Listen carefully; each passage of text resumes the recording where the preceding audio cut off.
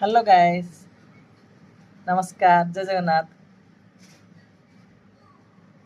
आपण माने जदि भिडियोटी को देखुचंदी भले देखंतु एवं लाइक और सब्सक्राइब करंतु।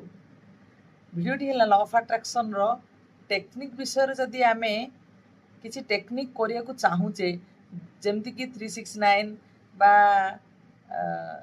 55 को 5 माने 5 डेज लिखिबा जोड़ा बा 10x3 बा जेकोसी 777 ए सबू लिखा पूर्वर आपण मैंने निश्चित भाव गोटे मेडिटेशन करंतु एवं ग्रेटिट्यूड भी करंतु।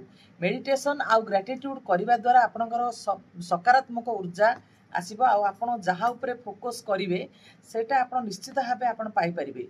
आपण जो परिस्थिति रे गति करूचंती ताहा ही आपण अट्रैक्ट करेंगे।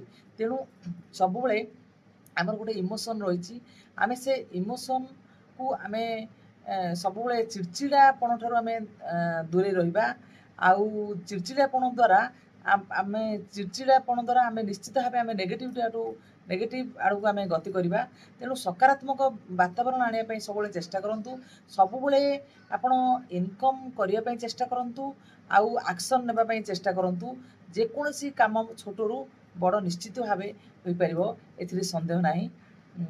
तेणु सब बेले आपण माने मेन पॉइंट है मेडिटेशन आउ ग्रेटिट्यूड करला परे आपण अफर्मेशंस लिखिए जो भी आपण चाहूँगी से अफर्मेशन आपण लिखिपारे। Thank you all.